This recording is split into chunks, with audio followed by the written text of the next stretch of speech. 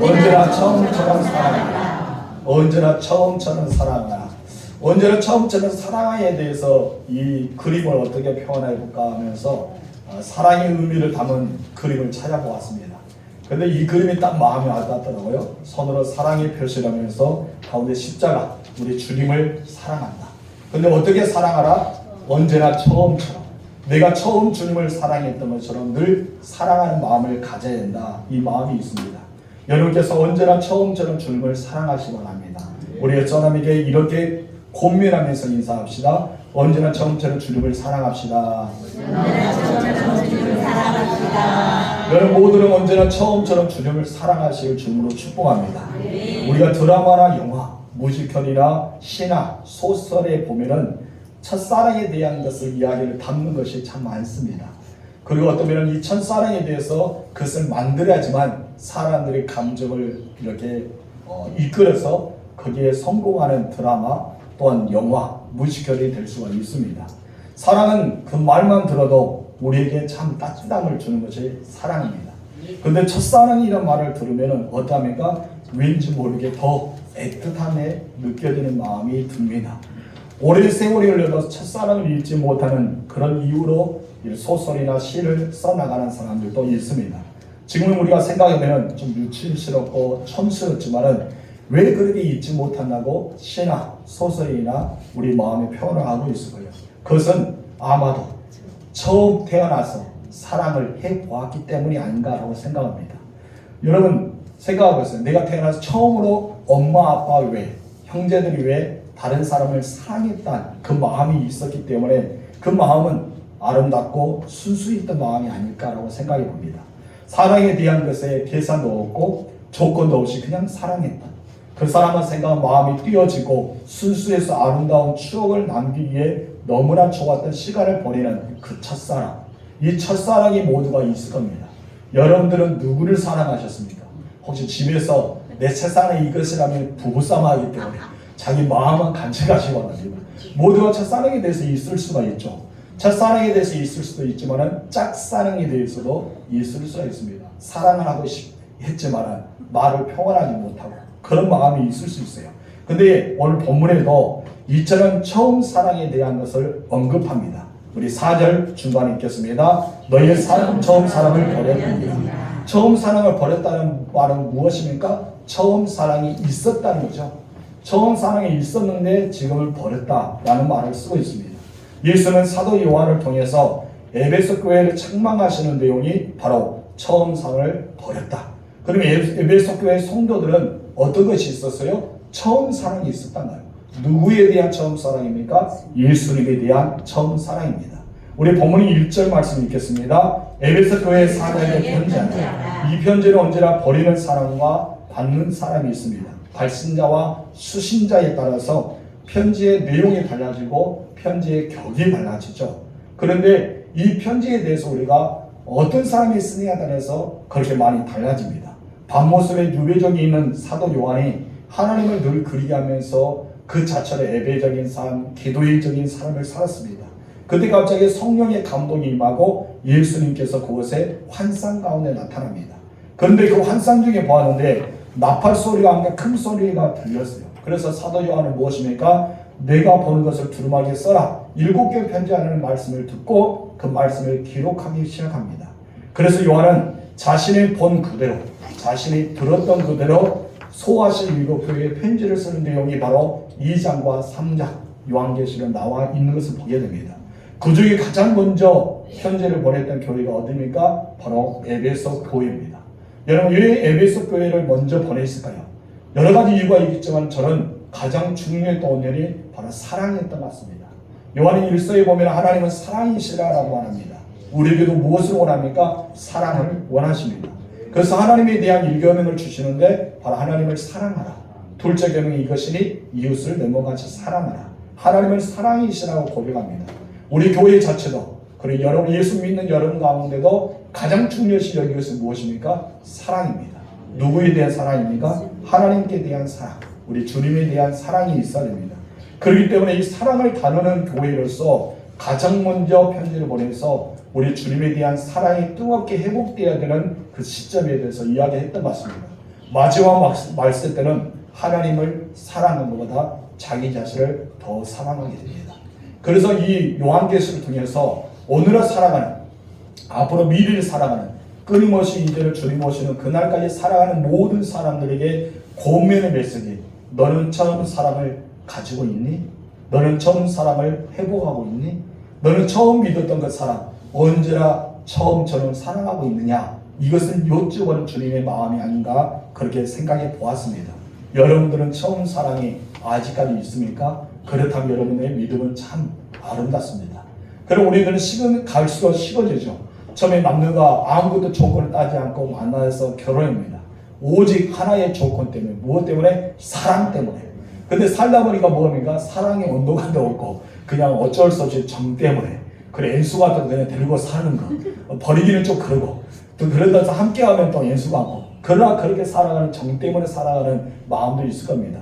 혹시 여러분들은 예수님을 섬기는 마음, 이 교회에서 예배드리고 있는 마음, 우리가 교회를 떠나지 않고 끊임없이 이곳에 나온 것이 정 때문 아닙니까? 예수님에 대한 정 때문이 아니에요. 여러분 예수님은 정을 원하지 않습니다. 예수는 무엇을 원하십니까? 사랑을 원하십니다. 여러분들은 늘 사랑을 오늘 본문의 말씀 제목처럼 언제나 처음같이 사랑하는 예수님을 그렇게 사랑하는 여러분 되시기 바랍니다. 그렇다면 편지의 발신자가 누구냐 이거예요. 편지를 보낸 자가 누구일까요? 첫 번째 읽어보세요. 시작. 편지의 발신자는 여러분 이 본문의 1절 중간에서 이렇게 말합니다. 읽겠습니다. 오른손에 있는 7배를 붙잡고 7 금촛대 사이를 거느리시는 이가 이르시되 사도 요한의 환상 중에 보았습니다. 보는 것을 두루에 있어서 7교회 보내라는 음성을 듣고 몸을 돌이키려고 하는 순간 7 금촛대가 보이기 시작했습니다. 그리고 7 금촛대 사이에 인자 같은 이가 계신 것을 보았습니다. 요한은 그 인자 같은 계신 분을 보았더니 여러분 긴 옷을 입었는데 발에 끌리는 옷을 입었고 머리털은 흰 털처럼 아주 깨끗한 그런 머리가 있었습니다. 그리고 눈에는 불꽃 같고 발은 빛나는 주소 같고 음성은 맑은 물소리 같은 그 물소리가 많은 물소리가 들렸던 것을 보았습니다. 그리고 오른손에는 무엇을 잡고 있었어요? 7뼈를 잡고 있었고 입에는 좌우의 날쌘 검이 나오고 얼굴은 해가 빛나는 것처럼 힘이 있는 것처럼 얼굴은 그런 빛이 나는 것을 보았었습니다. 그리고 사망과 음부의 열쇠를 가지고 계셨습니다. 그분이 누구일까요? 그분이 누구요? 발신자가 누구냐요? 이 편지를 쓰신 분이 누구일까요? 바로 우리의 왕이 되시고 교회가 머리가 되신 예수 그리스도이십니다. 여기서 예수 그리스도를 표현하고 있는 부분이 더 구체적으로 살펴보는데 그 중에 하나가 7별이라는 단어가 나옵니다. 우리가 1장 20절 말씀에는 7별이 무엇인가에 대해 설명하는데 7별은 교회의 사자다. 바로 7교회는 교회의 사자라고 표현합니다. 근데 이것은 더 인물적으로 표현하게 되면 교회의 사자, 교회 현재의 목회자라고 뜻하고 있는 것을 보게 됩니다. 그리고 또한 7 금촛대에 대해서 이야기했는데 7 촛대는 7 교회를 상징하고 있습니다. 그래서 우리는 7 교회, 하나님께서 두시는 교회가 금촛대라는 것이죠. 그래서 저는 요한계시로 보면은 여기서는 바로 7별이라는 뜻을 가지고 있는 교회 사자의 뜻을 가지고 있습니다. 바로 이것이 교회예요. 어떤 것이 교회입니까? 주님이 7별을 오른손에 붙들고 있고 7 촛대를 거느리고 있는 것이 바로 교회입니다.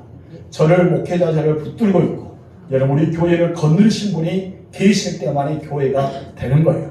그런데 만약에 저를 붙잡으지 않고 우리 교회에 오셔서 거느리지도 않는다면 우리 교회는 교회가 아닙니다. 오늘 본문의 말씀은 예수님께 분명히 말씀하셨습니다. 내가 붙잡고 내가 거느린 것이 바로 주님의 교회란 것입니다.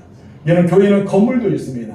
조직적인 체계가 있죠. 담임 목사와 당회와 남전대, 여전대, 각 부서 어쩌면 다 조직적 구역별로 짜여지고 조직적으로 있다 해서 교회는 교회가 아니라는 것입니다. 세상 단체도 조직표가 있습니다. 회사도 조직적으로 짜여 있습니다. 모든 사회단체나 그리고 모임의 장소나 그리고 모든 그들에게도 무엇이 있습니까? 바로 건물이 있다는 것입니다. 그런데 그들은 교회라고 하지 않습니다. 왜 교회를 하지 않을까요? 주님이 그곳에 없기 때문입니다. 바로 주님이 계시하지만 교회가 된다는 것이죠. 아무리 많은 사람들이 모이고 웅장한 건물을 가지고 있고 화려한 예배를 드린다 해도 예수님께서 손에 오른손을 붙들고 있지 않는다면 그리고 예수님께서 거느리지 않는다면 교회라고 할 수가 없습니다. 반드시 예수님의 오른손을 붙들고 있는 바로 목회자가 있어야 되고 예수님이 거느릴 수 있는 교회가 있어야지만 참된 교회입니다. 우리 교회가 그런 교회가 되기를 주님으로 축복합니다. 여러분, 그래서 우리 주님이 저를 붙잡아야 돼요. 그리고 여러분 안에 거느려야 돼요. 우리 예배를 받으시고 우리 가운데 임재하여 주신 하나님의 영광을 드러내야 됩니다. 그래서 목회자 저 자신도 한번 생각해 보았어요. 여러분, 목회자도 마찬가지입니다. 아무리 스펙이 좋고 아무리 학위가 있고 수많은 그런 인재와 뛰어남이 있어도 예수님의 손에 붙들어 있지 않으면 주의 사자가 아니란 것이죠. 예수는 왜 일곱 교회 사자에게 오른손을 붙들고 계신다고 말씀하셨습니까? 그것은 바로 교회를 주장하시고 교회를 책임져 주시는 분이 목회자가 아니라 누구란 것이죠? 예수님이란 거예요.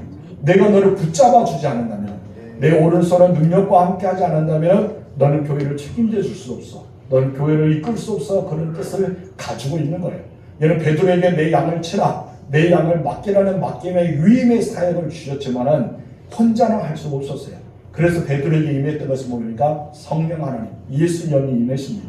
그가 예수의 마음을 가지고 성령 하나님의 은혜 가운데 살아갈 때만에 그가 교회를 치료할 수 있고 교회의 양떼를 먹일 수 있는 사역을 감당할 수 있기 때문입니다. 그래서 교회는 주님의 몸이시고 교회의 머리는 주님이십니다. 이것을 우리가 종합하면은 교회의 머리가 되신 주님께서 교회의 목회자를 붙잡아 주셔야지만, 하나님 교회의 목회자를 붙들고 계셔야지만 교회가 교회로서 존재한다는 것입니다. 그리고 주님의 강한 오른손을 붙잡고 계신다는 것은 조금 전에 이야기했던 것처럼 교회를 주장하시고 다스리는 분이 누구다? 오직 예수님입니다. 예수님 뿐임을 우리가 기억하라는 말을 하고 있는 것입니다. 그 누구도 자기 마음대로 교회를 주장할 수 없습니다. 자기 마음대로 교회를 다스릴 수가 없다는 것이죠. 교회를 다루시고 교회를 주장하시고 누굽니까? 바로 예수 그리스도십니다. 그래서 저는 여러분들이 저를 위해 기도할 때 우리 주님께서 붙잡아 주실 목회자, 그래서 올바른 하나님 말씀을 대언하고 하나님께서 선포하신 말씀으로 우리들이 먹고 영혼이 회복하는 역사가 일어나기를 기도를 해 주셔야 됩니다. 여러분, 우리도 마찬가지죠. 여러분, 이런 주님의 몸된 교회에서 우리가 생활하고 있다는 것 얼마나 은혜가 됩니까? 그래서 여러분께서 교회 올 때마다 날마다 어떤 마음을 가져야 돼요? 우리가 하나님께 있다. 하나님이 나와 함께 계신다. 지금 이곳에 하나님께서 임재하시고 우리 주님이 교회에 거느리고 계신다. 저는 우리 둔전교회에서 기도할 때가 늘 기도한 것은 하나님의 이름이 있는 둔전교회, 하나님의 눈길이 있는 둔전교회, 하나님의 마음이 있는 둔전교회, 하나님의 귀가 열려있는 둔전교회, 하나님의 임재가 있는 교회가 되기를 소망하면서 기도하고 있습니다. 그래야지 우리가 교회에 들어올 때 가장 먼저 인사한 것이 무엇이에요? 하나님 반갑습니다. 인사할 수 있잖아요. 그런데 이곳에 아무도 없다고 생각하면 어때요? 여러분, 우리는 왜 교회에 옵니까? 교회에 오기 싫죠. 아무도 없는데, 재미도 없는데. 그럼 하나님이 계신다 하면 딱 보면 어떻습니까? 하나님 어서 오세요. 제가 구역 예배 드리면서 문이 쫙 열리면 제가 하는 말이 있죠. 무엇이 합니까? 성령이 들어오십시오. 그런 말은 무슨 뜻을 합니다. 우리는 늘 성령인과 늘 대화를 나누면서 우리 주님을 맞이해야 됩니다. 여러분의 가정도 마찬가지입니다. 우리 주님이 임재하셔야 됩니다. 우리 주님이 거느리셔야 됩니다. 그래도 우리가 교회의 역할을 한다는 것이죠. 그러나 그것을 잊어버리게 되면은 여러분, 교회를 우리 마음과 생각대로 좌우하라고 하게 됩니다. 한국교회가 왜 이렇게 많은 사람에게 손가락질을 당하고 어려움을 당하고 있는 줄 아십니까? 바로 우리 목회자와 성도들이 주님의 손에 붙잡혀 있지 않기 때문입니다. 예수님의 손에 붙잡아야 되는데 붙잡아지 않아요. 그럼 왜 무엇으로 붙잡아 있습니까? 탐심과 탐욕, 한마디로 자기 생각과 욕심에 따라 붙잡아 있기 때문에 이런 교회가 욕을 먹고 있을 수가 있습니다. 저는 이 말씀을 묵상하면서 저를 비유하면서 생각해 보았어요. 주님의 손에 붙잡히는 목사가 되기를 원한다. 그래서 하나님 앞에 기도하기를, 주님, 내가 하나님의 손에 붙잡혀야지만 우리 성도도 올바른 말씀을 들을 수 있고 정말 하나님께로 올바르게 인도할 수 있는 목회자가 되지 않을까요? 하면서 늘 다짐했어요. 하나님의 손에 붙잡힌 목회자가 되어야 되겠다. 하나님의 손에 붙잡혀야지만 여러분들도 행복한 말씀을 듣잖아요. 살아있는 말씀을 듣잖아요. 하나님의 생명의 말씀을 들어줍니다. 그래서 제가 붙잡히지 않으면 제 말은 어때요? 아무 힘이 없어요. 능력도 없습니다. 권능도 나타나지 않습니다. 그냥 인간 기본의 말뿐이기 때문입니다. 그러나 여러분, 제가 하나님에게 붙잡히게 되면 말씀을 선포하는데 그 말씀은 예리한 검이 될 것입니다. 여러분 마음에 혼과 육을 찔려 쪼갠 역사가 일어날 것입니다. 그렇기 때문에 우리는 하나님 앞에 붙잡힌 목회자를 위해서 기도해야 됩니다. 아무리 목사가 날마다 말씀과 기도로 무장한다 하더라도 하나님의 손에 붙잡혀지지 않으면 세상의 권세, 육신의 정욕, 탐욕에 의해서 끌려가고 말기 때문입니다. 여러분, 그러기서 저는 늘 생각합니다. 제가 하나님 앞에 붙잡히기를 원합니다. 우리가 사도행전 4장 28절 30절 말씀 읽고 있잖아요. 외우고 있잖아요. 그 말씀 외우는 목적도 그래요. 제가 그렇게 되길 원하기 때문에 늘 새벽마다 그것을 성경을 피우면서 저는 읽습니다. 자, 입에 딱딱 달라붙지 않지만 읽으면서 하나님, 내가 이렇게 되기를 원하고 우리 성도들이 이런 말씀들에 대해서 하나님의 권능과 능력 이것이 나타나서 말씀을 대언한 자가 되게 해달라고 그런 기도를 드리고 있습니다. 여러분, 우리가 섬기는 이 교회가 계속해서 다음 세대가 나타나는 교회가 되지 않을까요? 여러분이 현재 머물고 있는 여러분이 예배로서 끝나면은 우리 교회는 몇 년이나 존재할 수 있을까요? 여러분, 얼마 나지 않습니다. 우리 성찬이도 커서 고등학교 졸업하고 대학교 가면은 이 교회를 떠날 수밖에 없죠. 그럼 어린아이들은 다 교회를 떠난다면은 우리에게 있어서 가장 젊은이들은 누구일까요? 딱 보면 알죠. 이 젊은이들이 이 세상을 떠나면 교회는 더 이상 존재하지 않을 것입니다. 우리는 그러나 농촌 교회라 해서 우리는 소망이 없다라고 생각 안 됩니다. 하나님 보내주신다면 젊은 다음 세대를 보내줄 수가 있습니다. 그래서 우리는 하나님이 붙잡고 계시고 하나님이 거느리고 계시는 교회는 하나님이 책임져 주신단 말이에요. 그런데 내 생각에 내 이기자의 마음을 가운데 거느리고 있다면 하나님이 책임져 주지 않습니다. 우리 교회는 주님 오시는 그날까지 선교적인 사명을 감당해야 되고 우리는 주님의 손에 붙잡아서서 예수님이 거느리는 교회가 되기 위해 몸부림쳐야 될 줄 믿습니다.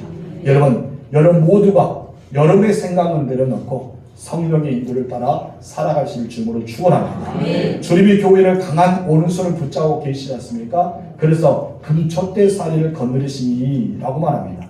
금촛대를 가리켜서 일곱 촛대는 무엇입니까? 일곱 교회라고 상징하였습니다. 구약시대에서 성소 안에 촛대가 있었는데 어떤 촛대가 있었어요? 금촛대가 있었어요. 이런 성소 안에서 금촛대가 있었습니다. 그 금촛대는 건강한 교회를 상징합니다. 한마디로 이것은 건강한 성소다. 건강한 성전이야. 하나님의 임재가 있는 건강한 것이야. 이것을 나타내게 금촛대를 두었습니다. 근데 금촛대는 무엇으로 만들어졌습니까? 순금으로 만들었어요. 그냥 금을 입히는 촛대가 아니라 순금으로 만들었습니다. 순금은 무엇입니까? 불순물이 없는 것이다. 불순물이 없다는 거예요. 완전히 순금으로 만든 것이 금촛대였습니다. 그렇기 때문에 교회는 절대로 세상과 타협해서는 안 됩니다. 내 자신과 타협해서는 안 됩니다. 오직 예수님만이 우리의 주인이 되시기 때문입니다. 세상의 가치의 기준에 따라서 교회, 세상을 가지고 와서 교회의 가치와 기준이 되어서도 안 되는 것이죠. 우리는 교회의 가치를 느껴야 되고 교회의 기준을 삼아야 될 줄 믿습니다. 그래서 우리는 인본주의가 돼서는 안 되고 어떤 주의가 되어야 돼요? 신본주의가 돼야 된다는 것입니다. 아무리 세상에 동성연애를 인정하고 있다 해도 교회는 반대해야 됩니다. 종교다운주의를 외치고 있다도 교회는 반대해야 됩니다. 교회는 오직 유일신 하나님만을 섬기는 교회입니다. 그렇기 때문에 오직 예수 그리스도만의 길이 되시고 예수 그리스도만의 진리가 되시고 예수 그리스도만의 생명이 되심을 고백하는 것이 무엇이 돼야 됩니까? 교회가 돼야 된다는 것입니다. 그렇기 때문에 금촛대를 두셨어요. 이 금촛대는 왜 금촛대입니까? 왜 촛대라고 말할까요? 이런 촛대 해야 되는 어디는 무엇일까요? 그가 의무는 무엇일까요? 그의 사명은 무엇일까요? 바로 불을 밝히는 거죠. 이런 금촛대는 불을 밝히는 거예요. 여러분 이 불을 밝히기 위해서 무엇이 필요합니까? 기름이 필요하죠. 기름이 없으면 불은 밝혀지지 않습니다. 이와 같이 교회가 교회의 사명을 감당하고 이 어둠의 세상에 빛을 비추기 위해서는 기름이 필요하였는데 그 기름이 무엇입니까? 성령의 기름입니다. 바로 성령의 기름 부으심의 교회가 있었는 것이죠. 아무리 순금으로 잘 만들어진 금촛대라 하더라도 기름이 없으면 불을 밝힐 수가 없습니다. 내가 모여있는 교회인데 여러분 금촛대 같은 교회인데 아름다운 교회인데 성령의 기름이 없는 교회는 더 이상 세상의 빛을 나타낼 수 없죠. 우리는 아무것도 할 수 없다는 것입니다. 여러분 교회도 아무리 전통과 역사가 있다 할지라도 수많은 사람들 모여 예배를 드린다 하더라도 다양한 프로그램을 통해서 계속 운영하고 여러 가지 성경 공부가 말씀을 통해서 가르침이 있다 하더라도 성령의 기름 부음이 없다면 교회의 사명을 감당할 수가 없습니다. 바로 성령의 기름 부음이 있어야지만 교회가 빛을 발할 수 있고 능력을 행할 수가 있기 때문입니다. 그래도 우리는 반드시 끊임없이 성령의 충만을 받아야 돼요. 그리고 우리들은 그 성령의 기름을 공급받아야 됩니다. 여러분의 성령의 충만함과 공급받기 위해서는 딱 두 가지밖에 없습니다. 말씀과 기도입니다. 여러분 기도로 무장해야 될 줄 믿습니다. 그래야 교회와 교회다운 생명을 살리는 사역을 감당할 수가 있는 거예요. 그래서 성령의 기름 부음 없으면 그 태도를 그냥 금초 때만 자라나기 때문에 생명을 살리는 것이 아니라 교회의 유지만 되는 거예요. 교회만 교회의 역할을 한다는 것이죠. 그런데 교회는 금초 때만 자라는 것이 아니잖아요. 그 무엇을 해야 된다고요? 빛을 비춰야 됩니다. 그러기 위해서는 성령의 기름을 부음받아야 됩니다. 그런데 1절을 보니까 예수님이 그 금초대 사이에 뭐하고 계시나봐요? 거느리고 계시나봐요. 우리 교회 안에서 거느리고 계십니다. 우리 주님이 여러분의 예배를 보고 계시며 거느리십니다. 어떤 사람이 말씀을 잘 듣고 있는가? 어떤 사람이 무엇을 하고 있는가? 여러분 안에 거느리고 있어요. 여러분 예수님이 여러분을 옆에 거느리고 있다면 어떨까요? 딱 자세를 잡고 집중하겠죠. 혹시 예수님 나를 못가고. 이런 저도 여러 가지 시험을 보았어요. 특히 운전면허 시험 볼 때 너무나 긴장에 떨어졌습니다. 한 번 떨어졌습니다. 두 번째 이제 시험 보다 합격했지만은 시험 보는데 고등학교 시험보다 더 힘들게 봤어요. 왜냐면은 감독관이 자꾸 쳐다봅니다. 옆에 와서 쌓였는데 감독관이 쳐다보고 있어요. 내 답이 옳은 것 같은가. 얼마나 긴장되는지. 그냥 보라면 좋은데 자꾸 보는 거예요. 조금 지나서 보고 이렇게 지나서 보고. 그럼 옆에 보니까 어떠니까 나도 모르게 더 집중해서 옆에도 보지 않고 볼 일도 없겠지만 큰 힘도 않고 막 쓰는 거예요. 여러분 이것은 누가 보고 있다는 것입니다. 그런데 예수님께서 오늘 여기서 거느리신다면 어떠한 마음을 가지고 여러분 예배 드릴까요? 정말 하나님께서 나와 보고 계시구나. 이곳에 거느리고 계시구나. 그래서 우리가 어떻게 집중할 수 있어요. 우리는 집중하는 삶을 살아야 할 줄 믿습니다. 우리 주님의 교회를 위해서 쉬지 않고 일하고 계시다는 것을 보여주는 것이 거느리시다는 것입니다. 주님은 금초대인 교회가 어둠의 세상에서 빛을 비추기 위해서 노아의 방주처럼 생명을 살리는 감당하기 위해서 주는 끊임없이 교회에 비전을 주고 비전을 성취할 수 있도록 쉬지 않고 일하시면서 거느리고 계십니다. 그래서 우리 교회는 주님이 거느리시는 교회가 되어야 할 줄 믿습니다. 그래서 에베소서 교회에서 내가 너에게 발신하여서 편지를 보내는데 나는 목회자를 붙잡고 있는 바로 예수야. 나는 너희가 섬기는 교회를 거느리고 있는 교회는 누구냐? 바로 너희 자신이야. 교회는 건물이 아니라 여러분 자신을 가리키고 있습니다. 성도들 안에서 거느리고 있다. 여러분 안에서 거느리신 주님이 계심을 믿으시고 끊임없이 비전을 성취하기 위해서 하나님이 나를 쉬지 않고 일하고 계심을 믿으시기 바랍니다. 두 번째, 이렇게 칭찬하셨습니다. 다 같이 읽어봅시다. 시작. 잘했다고 칭찬하셨다. 여러분 주님께 잘했다고 칭찬받으시기 바랍니다. 이렇게 7배를 붙잡고 7 금초대들 사이를 거느리신 예수님께서 먼저 에베소 교회에 칭찬하셨어요. 책만 먼저 하는 것이 아니라 무엇을 합니까? 칭찬하십니다. 저는 책을 읽어봤는데 고래도 칭찬에 춤을 춘답니다. 여러분 고래도 칭찬에 춤을 춘다는데 여러분들은 칭찬받는 기분 좋잖아요. 책만 받는 것보다 칭찬이 좋습니다. 예수님도 에베소 교회를 책망보다는 먼저 칭찬해 주셨습니다. 2절 읽겠습니다. 다 같이 시작. 내가 내 행위와 수고와 내 인내를 알고 허락한 자들을 용납하지 아니한 것과 자칭하더라도 아닌 자들을 시험하여 그의 거짓된 것을 내가 드러내리라. 예수님은 내 행위와 수고와 인내를 다한다고 칭찬하셨어요. 예수님 아십니다. 따라합시다. 예수님 나를 너무나 잘 아신다. 나는 너무나 잘 아십니다. 그리고 여러분이 너무나 잘 아세요. 예수님은 여러분의 행위를 아시고 여러분의 수고를 아시고 여러분의 인내를 다 알고 계신다고 칭찬하셨어요. 주님의 칭찬을 받았지만 에베소 교회가 얼마나 힘든지 아십니까? 로마 황제의 숭배에 의해서 핍박이 이만저만이 아니었습니다. 그것은 주로 항구 동시이기 때문에 교통이 자주 했습니다. 그래서 로마와 이스라엘 사이를 오고 가는 사람들이 많이 했어요. 그렇기 때문에 아시아권에서 굉장히 많은 부유한 교회가 되었지만은 또한 이렇게 많은 사람들 왕래하다 보니까 로마 황제에 대한 숭배에 대해서 강하게 그들이 압박하기 시작합니다. 그럼에도 불구하고 그 핍박 가운데 불구하고 그들은 주님을 섬기기 위해 행위로 나타내고 수고하고 인내했던 교회로 지냈던 것을 보게 됩니다. 얼마나 예수님께 칭찬하셨으면 그렇게 힘든 여건 속에 주님을 섬길 수가 있었을까요? 여러분, 에베소 교회는 말뿐이 아닌 교회입니다. 바로 행함으로 나타나는 교회가 되었습니다. 악한 자들을 용납하지 않았죠. 그래 자칭 사도라 하면서 찾아오는 사람들이 있었지만 말씀으로 철저히 그들을 물리쳤습니다. 6절에 나와 있던 것처럼 에베소 교회는 니골라 당의 행위를 미워했습니다. 니골라 당의 행위는 무엇입니까? 다 같이 읽어볼까? 다 같이 시작. 니골라는 한 번 하나님을 믿음으로는 율법의 때가 지났으니 율법을 지킬 필요가 없고 육신은 악하고 영만 선하기에 육신은 무엇이나 할 수 있다고 주장했다. 한번은 내가 예수 믿으면 다 용서받았다는 거죠. 용서받았기 때문에 우리가 그 다음 행위는 이미 용서받으면 또 우리가 그래야 되냐 이것이에요. 그래서 그들은 그 다음 행위에도 막 죄를 범하고 살아가는 것이에요. 악하게 살아가는 거죠. 이미 십자가에서 제 사함을 받았기 때문에 이렇게 살아도 용서를 받았다. 이렇게 잘못 생각한 것이 바로 미고달 당했다는 것이죠. 그럼 우리 주님은 무엇입니까? 끊으면서 회개를 강조합니다.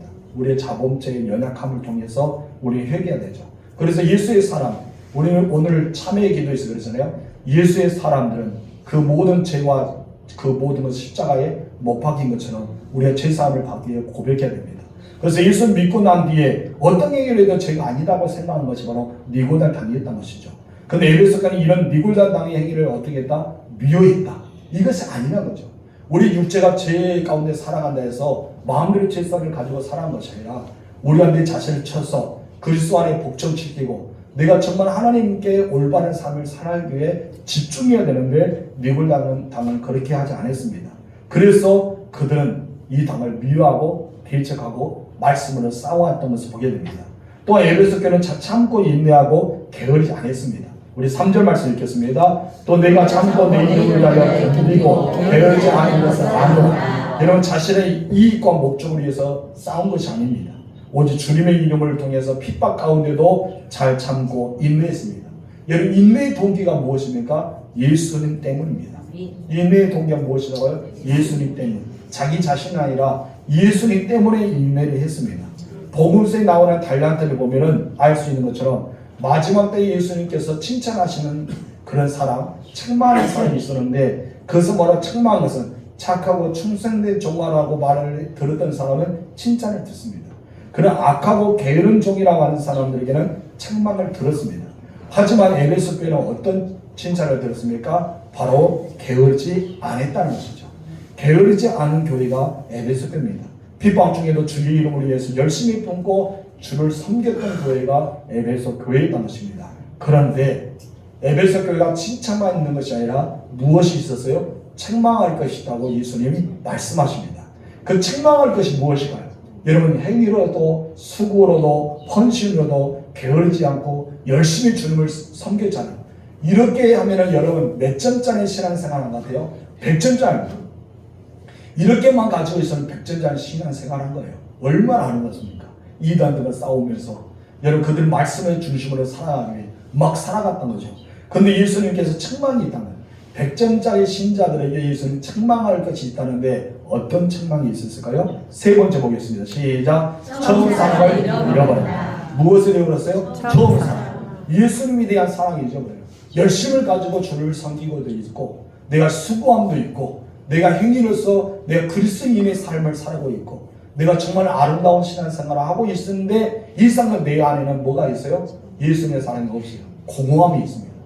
영적인 공허함을 느껴지기 시작합니다. 우리 4절 읽겠습니다. 시작. 그러나 너를 책망할 것이 있나니 너의 처음 사랑을 버렸느니라. 처음 사랑은 어떻게 했다? 예수님의 생각을 너는 버린 거야. 사랑을 잃어버린 것이 아니라 잊어버린 것이 아니라 버렸다라고 표현하고 있습니다. 여러분, 사람의 관계도 처음 사랑이 있든지 우리 주님을 만나는 사람에게도 처음 사랑이 있습니다. 에베소 교회 성도들은 복음을 듣고 예수님 영접할 때 주님을 뜨겁게 사랑했던 교회가 바로 에베소 교회입니다. 여러분, 에베소 교회는 사도 바울의 복음을 들었잖아요. 사도 바울이 마지막 밀레도에서 그들에게 신앙을 전하면서 장로들이 위탁하고 그런 순교의 길을 걸기 위해서 에베소를 갔습니다. 어쩌면은 정말 훌륭한 목회자가 에베소에 많이 나왔어요. 그렇죠? 바울과 디모데와 또 사도 요한, 수많은 사람들이 그런 영적인 능력자들이 이 에베소에 지나갔습니다. 그래 에베소는 얼마나 주님을 사랑하는 교회였을까요? 여러분 그만큼 주님을 사랑했던 교회가 에베소 교회였습니다. 그래서 그 사랑으로 예배를 사모하고 시간 가지 모르고 예배를 드렸고 그 사랑 때문에 기쁨과 봉사하고 핍박도 견디는 교회가 되었습니다. 그런데 시간이 가면서 무엇을 잃어버리고 말았어요? 주님에 대한 사랑. 처음 사랑을 잃어버렸던 것이 아니라 주님은 무엇을 평가합니까? 버렸다. 여러분 열심히 행위, 수고, 헌신, 주님을 섬기는 마음도 있고 이단과 싸우면서 교회를 지켜왔어요. 예수는 칭찬하셨습니다. 그런데 처음 사랑을 버렸다는 것이죠. 여러분 예수님을 사랑하십니까? 정말 주님을 사랑하십니까? 날마다 주님을 사랑한다고 고백할까요? 그러면 우리는 과연 나는 어떠하냐고요. 그래서 처음 사랑을 늘 가지고 있어야 할 줄 믿습니다. 우리도 마찬가지입니다. 여러분 선한 일과 핍박 가운데 잘 참고 이단과도 싸우면 잘 살아고 그래야 주님의 사랑을 없어지는 교회. 이게 에베소 교회를 보면서 다시 내 자신을 우리는 돌아봐야 될 줄 믿습니다.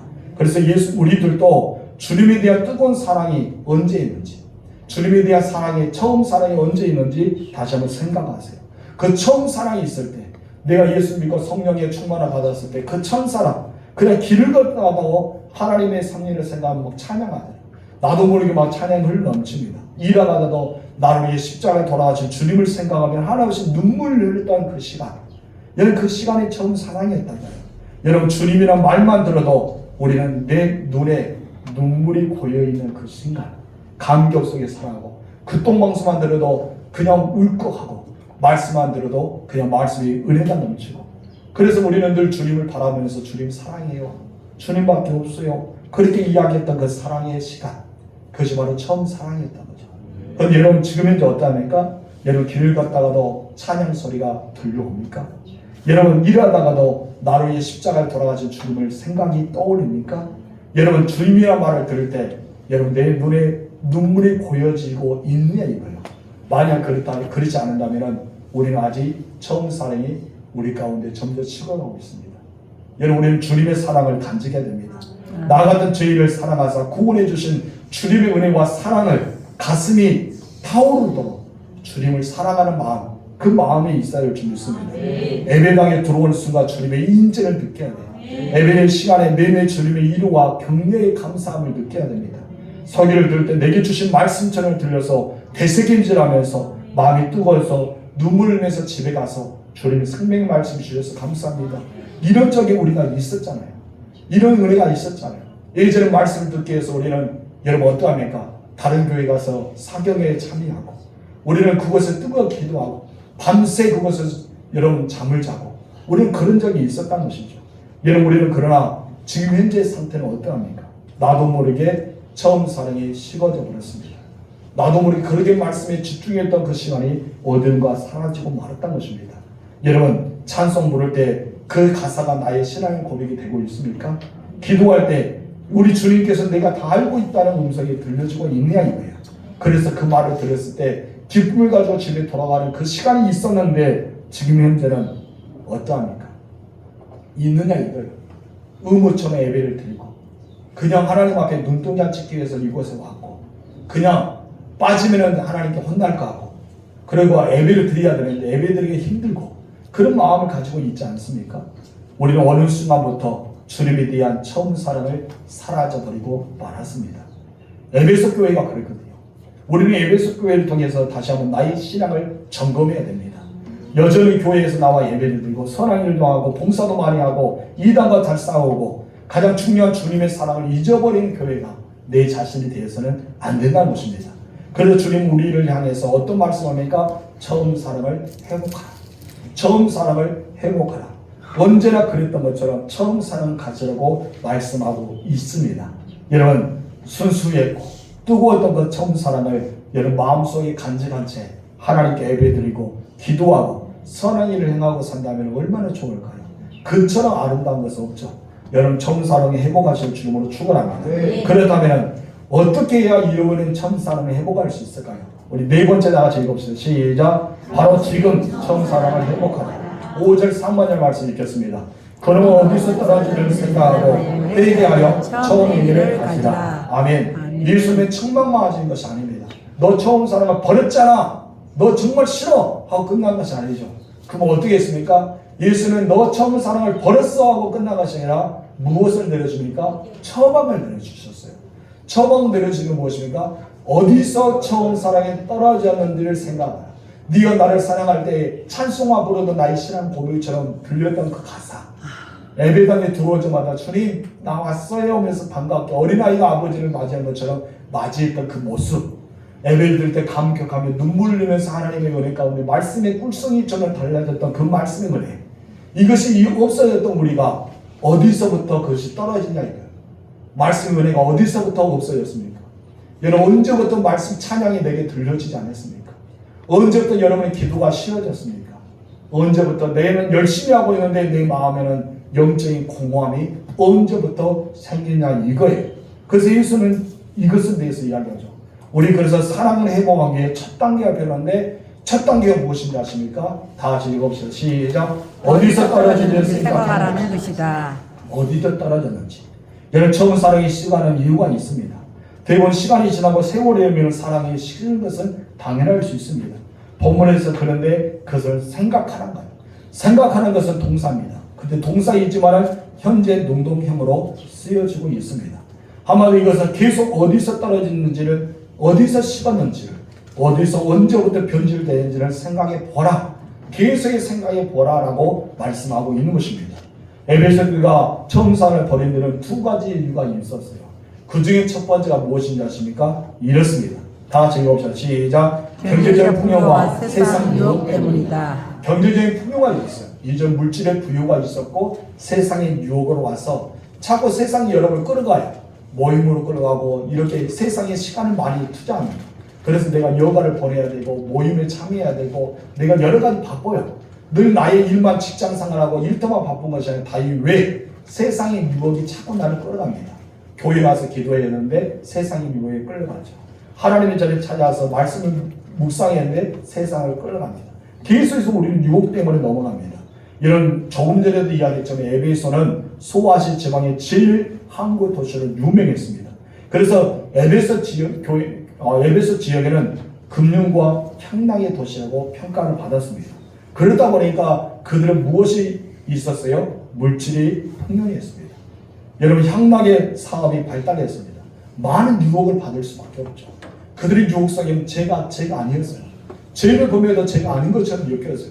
그런데 그것을 조금 전에 세상의 기준과 세상의 가치를 세상에서 교회를 끊어야 되는데 그것을 어디로 가져오고 말았어요? 교회로 가져와서 교회 안에서 세상의 기준과 가치를 삼아버릴 거예요.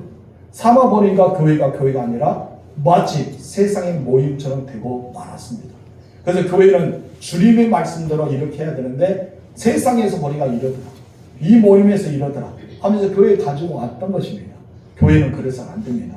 말씀으로 중심을 세워서 하나님 말씀의 주권자로 나가야 됩니다. 그렇기 때문에 우리는 오직 하나님 말씀과 기도로 무장해야 된다는 것이죠. 그런데 이렇게 유혹을 받아버리고 말았어요. 에베소 교회만 그런 것이 아닙니다. 우리는 과연 어떠합니까? 우리가 가난하고 힘들고 어려울 때 여러분 주님을 더 의지하고 살아가지 않았습니까? 여러분 주님 없으면 살 수 없습니다. 내 인생은 주님의 해답입니다. 나는 오직 주님만을 사모합니다. 이런 마음을 먹고 여러분 늘 예배의 자리, 기도의 자리, 더 은혜의 자리를 사모하며 살아가지 않았습니까? 근데 요즘은 어떠합니까? 경제적으로 부유함이 있고 있을 거 다 있고 이제는 구하지 않아도 우리가 생길 것이 많기 때문에 여러분 예배의 자리에서 떠나버리고 기도의 자리에 떠나버리고 더 구체적으로 말하면 은혜의 자리를 사모하지 못한 것이 우리의 현 주소가 아닌가 생각이 듭니다. 여러분 에베소 교회만 경제적인 풍요와 세상의 유혹 때문에 아니라 오늘의 한국교회뿐 아니라 우리의 모습 아닌가 아니면 저희 모습 아닌가 한번 생각해 보았습니다. 여러분들도 언제부터 떨어지는지를 생각해 보시기 바랍니다. 두 번째, 에베소 교회가 처음 사는 잃어버린 이유가 또 다른 이유가 있었는데 무엇입니까? 신앙의 순수를 지키기 위해 이단과 영적 싸움을 해봅니다. 여러분 이단과 영적 싸움을 싸우다 보니까 여러분 예수님은 어디 가도 없고 막 자기가 혈기만 있는 거예요. 막 전쟁에서 전투하는 사람들 보면은 눈이 뒤집어진다잖아요. 사람들 죽이면은 사람이 사람을 보이지 않아요. 그냥 막 죽이고 싶은 마음이 생긴답니다. 그것이 바로 5.18 이 참여했던 군인들의 말이잖아요. 자기는 이 사람을 죽이고 싶은 마음은 나도 모르게 뒤집어졌어. 막 총을 쏴고 막 그랬다는 것이죠. 그런 마음이 생겼다는 것입니다. 이것이 바로 어떤 겁니까? 영적 싸움을 싸우다 보니까 신앙의 순수성이 떨어집니다. 거짓 교사에 의심되는 자와 시험으로서 열정적이까지 버티고 있었던 교회가 에베소 교회입니다. 여러분, 그들은 왜 이단과 싸웠습니까? 신앙의 순수성을 지키기 위해서요. 신앙을 지키기 위해서 그랬다는 것이죠. 근데 문제는 이단들과 영적 싸움을 싸우다 보니까 다른 형제에 대한 무엇이 식어버리고 말았어요? 사랑이 식어지고 말았습니다. 사랑에 대한 사랑이 식어오지 말아요. 그래서 여러분, 이단과 싸우다 보니까 이제 다른 형제들까지도 뭐가 됩니까? 그들을 관찰하게 되고, 그들을 비판하게 되고, 그들을 판단하게 되고, 정죄하게 됩니다. 성도들 안에서.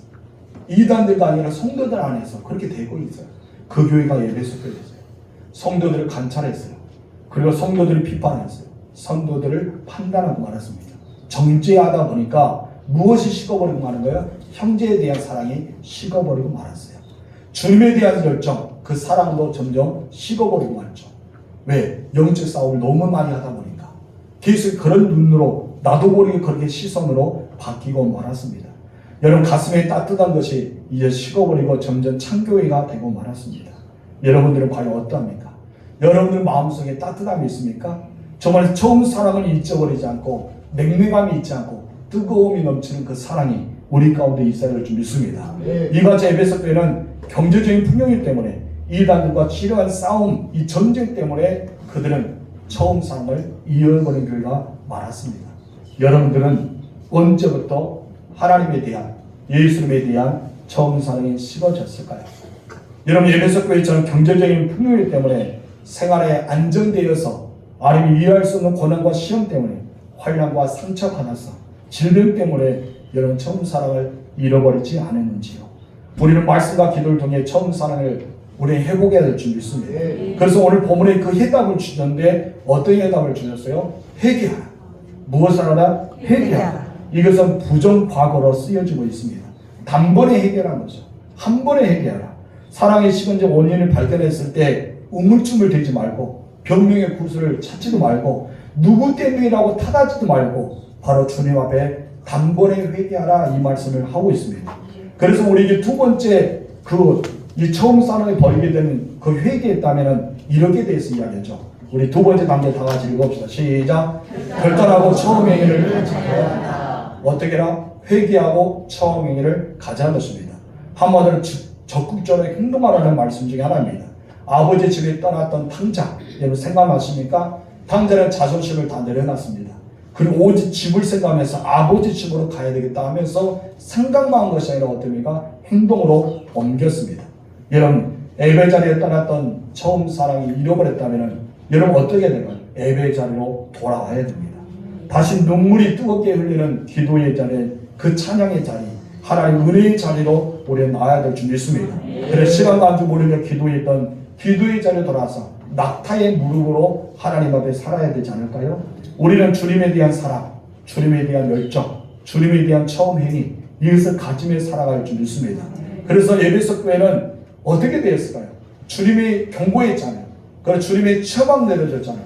그러면 에베소 교회는 그 말씀을 들으면 어떻게 될까요? 주의 말씀대로 회개하고 처음 행위를 가져서 하나님께로 돌아와야 되잖아요. 그런데 여러분, 에베소 교회는 그러지 못했습니다. 오늘도 여러분께서 말씀을 들었을 거예요. 저의 설교를 들었을 겁니다. 주님 오늘날 저와 여러분에게 하신 말씀이 아니라 오늘 우리에게 주시는 말씀일 것입니다. 이 말씀 우리가 들었는데 여러분이 에베소 교회처럼 그렇게 무시하고 말씀을 등하시한다면 여러분들 어떻게 할까요? 주님은 5절에 분명히 말씀합니다. 다 같이 읽어봅시다. 시작. 아니 그리하지 아니하고 회개하지 아니하면 내가 내게 내 뜻대로 저질러주리라. 회개를 촉구하는 주님의 말씀을 듣고도 회개하지 않았다는 것이죠. 처음 사랑을 회복하지 않았다는 것이죠. 그래서 그 교회는 어떻게 했어요? 촛대를 옮기고 말았습니다. 역사의 순간에 사라지고 말았던 것입니다. 그렇게 화려했던 교회, 복음의 능력을 가지고 수많은 사람이 복음을 증거하고 영적 지도자들이 계속해서 그곳에 방문해서 말씀을 대연했던 교회가 한순간에 사라지고 말았습니다. 지금 현재는 거물 터져만 남고 말았던 것입니다. 촛대를 옮기겠다는 것은 다른 곳으로 옮기겠다는 말씀을 의미하고 있습니다. 한마디로 너희를 제어버리고 너희를 없애버리고 다른 곳에 내가 세우겠다는 뜻을 가지고 있습니다. 예수님의 처방을 받아들이지 못했습니다. 끝까지 그들은 회개하지 않았습니다. 그래서 그들은 어떻게 됐을까요? 교회의 역사 속에 쥐어버리고 말았습니다. 너무나 안타깝습니다. 여러분, 우리 교회는 과연 어떠할까요? 여러분의 교회라면 이 말씀을 들은 여러분들은 처음 사랑이 아직까지 있습니까? 처음 믿었던 열정, 처음 믿었던 그 열심, 그리고 주님의 예배의 자리, 기도의 자리, 성경의 자리, 내가 정말 하나님을 위해서 살아가는 자리, 우리는 어떻게 하고 있습니까? 여러분, 그렇지 않는다면 역사 속에 우리도 살아가고 말 것입니다. 여러분, 우리는 한때 복음의 꽃을 피우고 부흥의 은혜를 경험했던 그 한국교회가 다시 한번 불타오르는 교회가 되어야 됩니다. 그러기 위해서는 무엇을 회복해야 돼요? 처음 사랑을 회복해야 됩니다. 언제나 처음 사랑을 가지고 있어야 됩니다. 성도 여러분, 나를 비추면서 말씀의 은혜를 기억하십시오. 그래서 우리는 죄를 회개하고 처음 행위를 가지십시오. 처음 사랑을 회복하는 여러분 되시기 바랍니다. 그래서 처음 사랑을 드렸던 예배가 회복되어지고 기도가 회복되어지고 선한 일을 회복하여서 늘 주님과 동행하는 삶을 사시기 바랍니다. 여러분 잊지 마시고 주의 종 목사가 하나님의 오른손에 붙잡힌다는 목회자가 되기 위해 기도하시고 여러분 우리 교회에 거느리시는 주님이 계신다는 기억하셔서 늘 주님과 동행하는 여러분 되시기 바랍니다. 그래서 언제나 처음 사랑처럼 처음처럼 사랑하는 여러분 되셔서 주님의 사랑을 회복하시는 주님으로 축원합니다. 기도하겠습니다. 우리 이 시간에